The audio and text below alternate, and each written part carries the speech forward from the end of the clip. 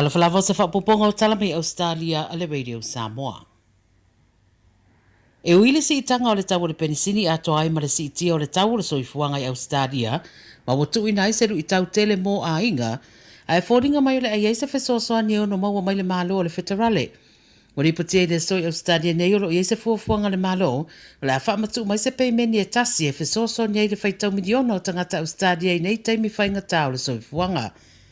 Whatanol tau tupele tunu Josh Frydenberg i lungo le televise le tau na lila, ma ia ta wai o lo iei le fuafuanga le malo e fesoasoani le tūranga pangatia o whiangai matangata, e pei fo ona iei isi fesoasoani sa whalauroi le vai aso taruai, wa si iti ai le tupe maua e tangata pensiona, ma nisi fesoasoani mō mātua le tongina o no fuanga e vai ai le whanau po child care.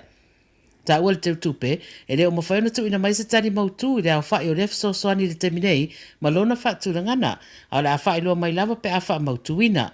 Lo ripatia fo i le ao no maua e tangata le pei meni, a le i whaia le pālota le tunu i le māsina o me.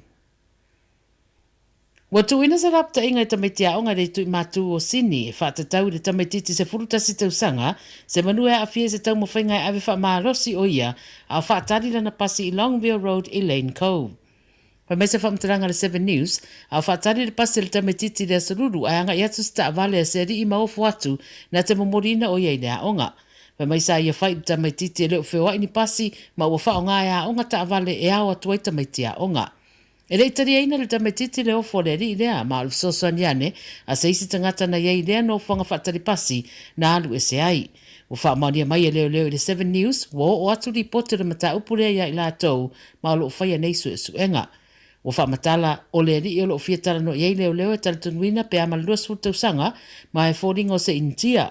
O tuina lapta inga ia o ngala latane i pitonu u iei sini, ma wha marosia i mātua ia wha pefo i na mātala, i tūranga ia taura puipuinga mo le whanau, e meise i leanga i atu i a inga i le tū uawa onga.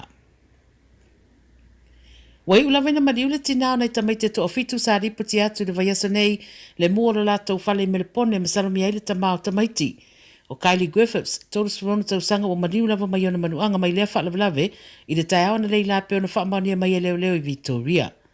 O lona to orua Roland Griffiths, tōru su waru tau sanga, na ave na fo i le wharamai mo tong fitinga, mai tinga i na fo i ona manuanga. O isi tamaite to ono lo saanga le musa i vanga nale tene titi se furu fitu tau sanga, o lo i le wharamai mo tong fitinga. Na o whaia perso e suenga ere i tu ina mai e leo leo nisi whamtaranga e tu sai o na mafua ango le afi.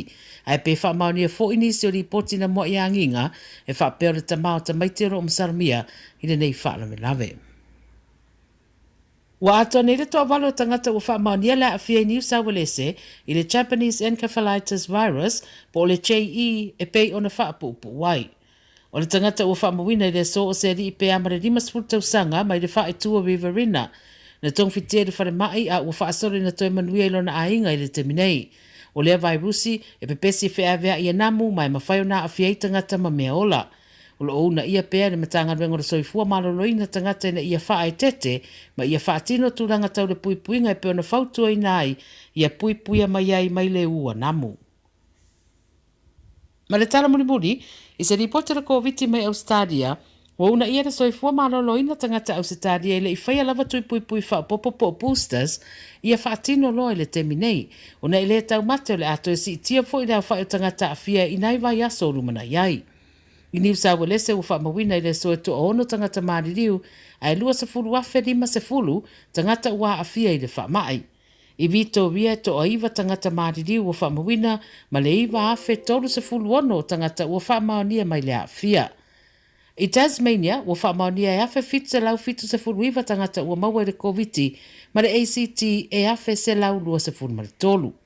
O le stete o Queensland ua whaamawina e ono afe se lau ma le tolu tangata ua awhia i to tono le lua se furu whai tū la taruai, ma le toa se furu tasi o tangata maririu. E lua se furu ngase o lo tau fia i le ICU. I to tonu lava i o sini o le maitau a Tala Fou, fua i le vainga o lo iai aso taitasi, e fōringa ua toe fo i le toa tele, ma le tele o no fuanga i le tūranga na iai au le i o mai le whaamai. Ua toa tele fo i ua toe vaia i whare ainga ma kalapu, e maise o no fuanga mō tā whaonga ma mai moanga. O ngā ruenga mā onga ua toe wha awau e peo na māsani ai, e ui e iei nisi a onga ua toe fo i le wha awawina o a onga i lunga o pengta wha ilangi, ona ua whaisi toa tele o tamaiti a onga ma whai a onga, ua whaamaonia lea fia i le COVID se fuluiva. Tala ngā le video Samoa mai Ausetalia mo le whaungu fo nei mai aso, whairoi fo i vai aso fo whaasoi fuaia.